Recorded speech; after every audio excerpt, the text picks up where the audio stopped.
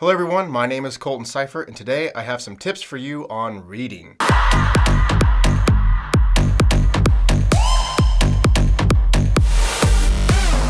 Alright, so whether you're looking to be, say, a better reader, read more efficiently, remember what you've read, contemplate the themes or the ideas within a book, or you're looking to read more, you're looking to consume more books, maybe you're looking to take on a bigger and more challenging book, these tips are for you. As you can see behind me, I have two bookshelves. Actually, there's four bookshelves. There's four bookshelves in this room. There's 4 bookshelves out there in other rooms of my house. So I have a lot of books in my house, and I'm sure that I'm not alone in that. We people have a lot of books. The problem that we usually run into is that we have more books than time. And I believe there is a word for that. I think it's a Japanese word.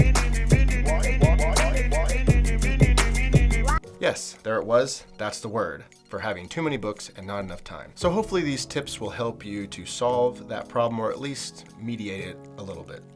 Number 1, use a how long to read calculator. So there's a great website called howlongtoread.com. Very original. Gets to the point. What you'll do is you'll go to this website, you'll type in the book that you would like to read, and it's going to come up and it's going to give you a reading test. The average reading words per minute, I believe, is 300 or 350, somewhere around that range, which is pretty fast. It's definitely faster than me.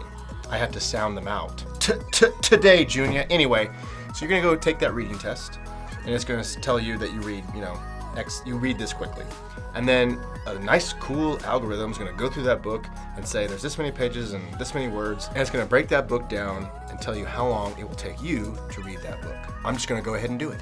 So you're going to go to howlongtoread.com. You're going to type in the book that you would like to read. All right, so here's Musashi. The average reader is 300 words per minute. At that pace, it would take you 16 hours and 6 minutes to read. That's the average. If you would like to take the reading test, you click this button right here, and you will read this paragraph right here. And when you're done, you will click the end reading test, and it will compile your reading score or your reading speed. So what this tip does is that it takes a enormous book such as Musashi, which is one of the biggest books that I have ever read. It is coming in at 970 pages, and these pages are very, very thin, like Bible pages. They're made out of baby skin.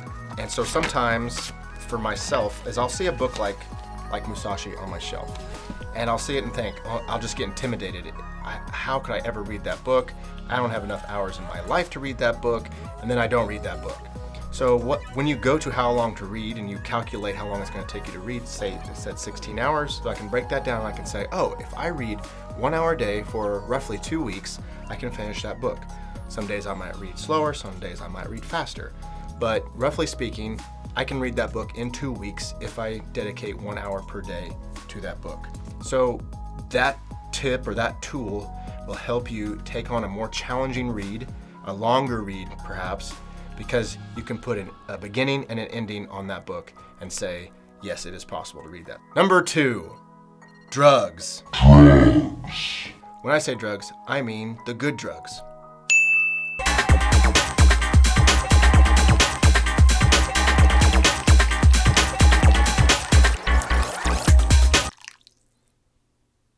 So I'm talking mostly, big one, caffeine in the form of coffee. That's why you see a lot of people at coffee shops reading, because coffee is a delicious beverage that is warm, it makes you feel good, and makes you feel cozy inside, clears the cobwebs of your mind, and allows you to read your book. Other substances that I would recommend if you'd like to, increase your comprehension of reading or increase the speed of your reading would be a category known as nootropics.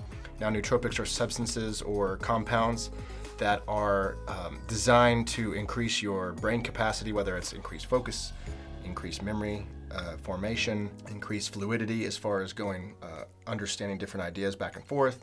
There's a whole deep world of nootropics. So one of my favorite nootropics is Alpha Brain from Onnit. You can do the Alpha Brain Instant, which is basically just a powder. You put it in a drink, toss it back real quick, or you can do the pill form, which is capsules.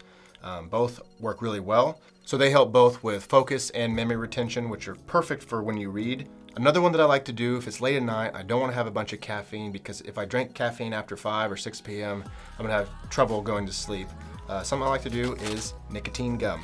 So I get the 4 milligram pack of cinnamon nicotine gum.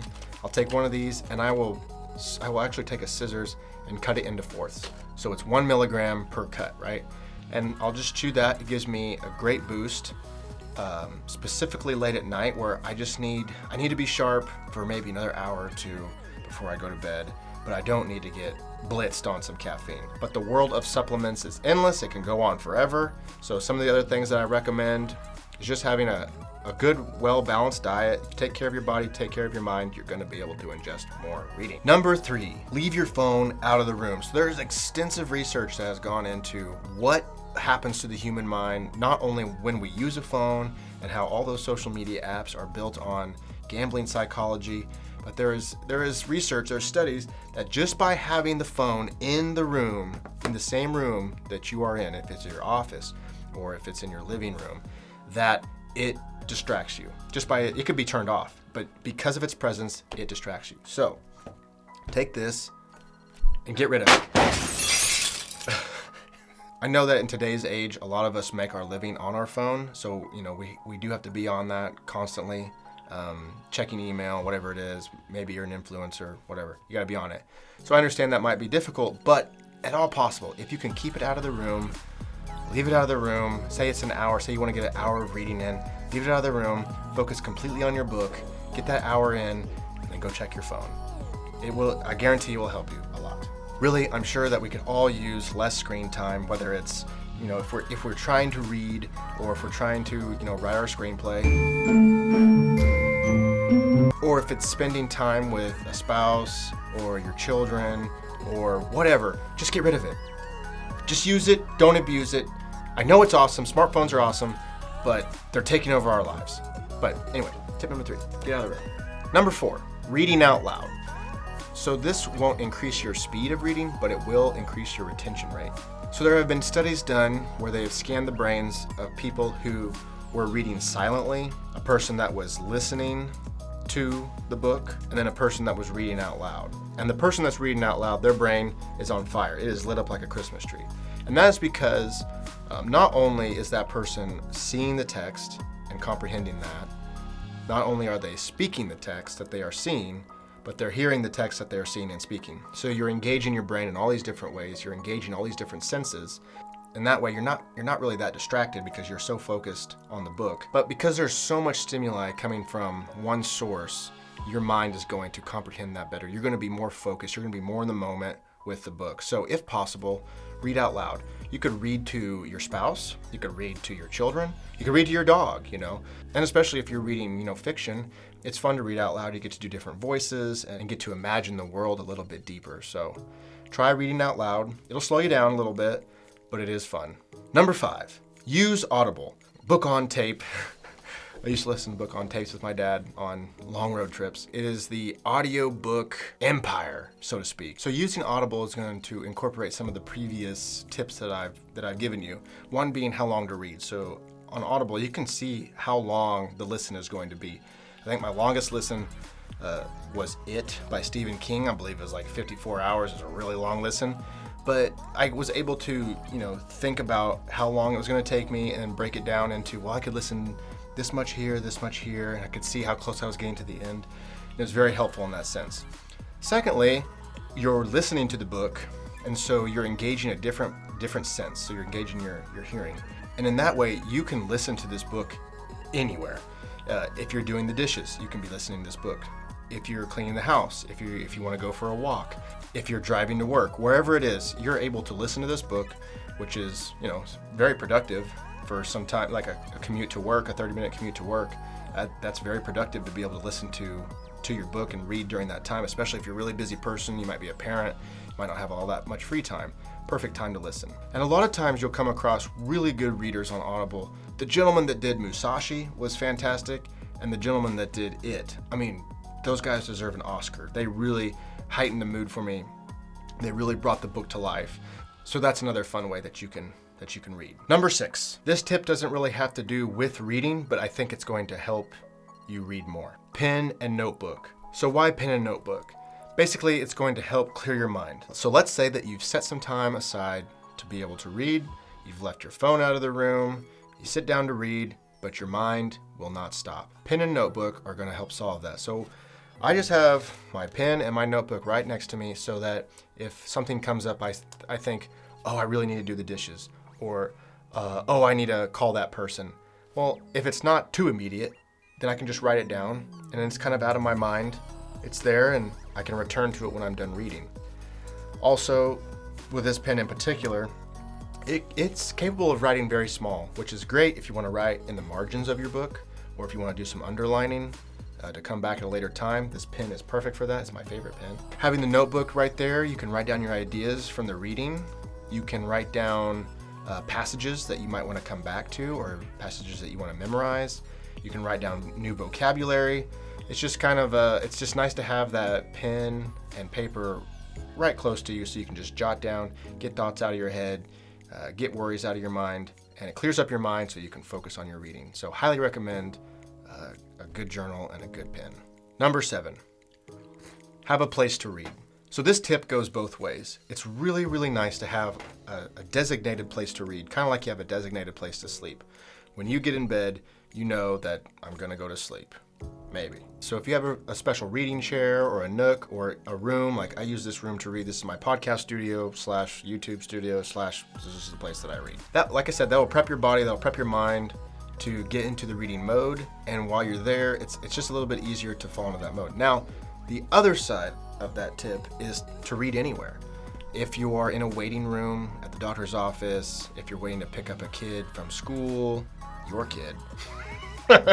If you have your phone, it works as an e-reader, right? Or you can get one of these. So I just picked up this little bad boy the other day. It is a Kindle white paper. It is a lot smaller than what I thought it was going to be, but it has been quite helpful reading at night when the lights are low, next to my wife as she watches TV or something. I can hold this in one hand and read. Or if I'm out and about and maybe I don't have the Audible version of the book that I'm reading, or I don't have the hard copy, this is an easy way to take all the books with you. You don't have to have one of those. You can just use your phone. Any sort of e-reading device, iPad or whatever, you can take that with you and you can read anywhere. To recap that tip, have a designated place to read or try to read anywhere. Number 8, start with a smaller, easier book. So let's say that you're wanting to read more. A great little tip is to start with a smaller, easier book. So as you read through that book and you finish that book, you're going to gain some momentum. You're going to get this boost of, yes, I did it. That's great. And you can use that momentum to go into your other book. And you can kind of work up to something that's maybe big and challenging that you've been avoiding or procrastinating on reading. You can use that momentum from taking down smaller books to take on that big challenge of the large, intimidating book. Number 9, just finish the book. So this technique worked really well for me with a very difficult read, Moby Dick.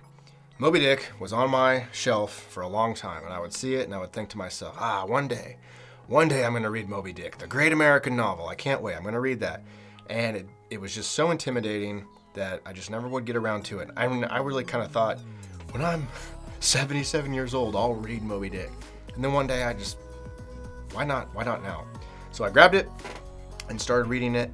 And to be honest, there were some large portions of that book where I didn't really even know what was going on. It was very hard to comprehend for me, but I just kept pushing through. And the more time I spent inside the book, the more information I was able to get out of it. Until I got to the very end, just by finishing the book and being exposed to the story and exposed to the writing, I got way, way more out of that book than I would have if I just would have left it on the shelf until I was 77. And I've heard this before. A lot of people say, I'm not going to read that book until I'm ready to read that book, which is, I get it. Some books are tough. But really, I would encourage you to go ahead, read that very difficult book that you've been putting off for a long time because you think, I'm not going to get everything out of it that I want. Of course you're not. You're never going to be able to get everything out of it, whether it's a book or a movie or anything like that.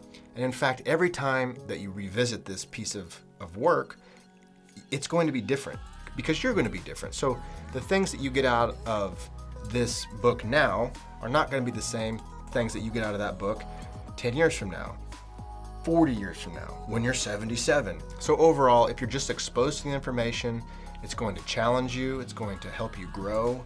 And you will be a better reader at the end of that book. And last but not least, number 10, don't be a lazy reader. So I have a college that's just north of me, Pitt State. Ooh, good, baby. And that college has a lot of good resources, one being a really good friend of mine, an English professor that, matter of fact, did his PhD on Thoreau and the authors of that time.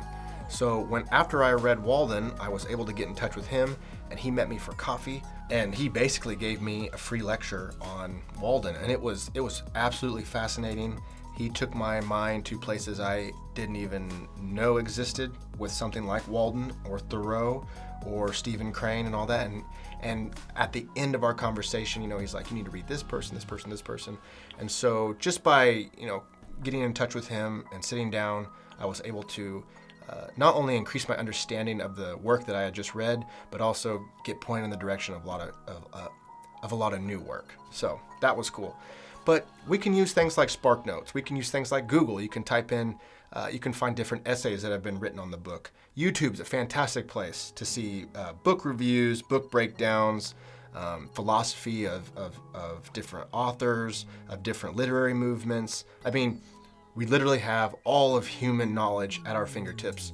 So we would be a fool not to tap into that as we read or after we read a book that we've really enjoyed, or maybe a book that we didn't really understand. So I hope that helps. All right, that's it. 10 tips on reading. Go implement them into your life, into your reading schedule. I hope that it encourages you to maybe take on a more challenging read, maybe one that you've been putting off for a while, or maybe a book series that you just didn't know if you had the time to read, or maybe your reading goal for this year is quite large and you need to get through a lot of books before the end of the year. I hope that these tips help you in accomplishing that. I'm sure a lot of you have tips on reading. I would love to hear those and love to learn from you.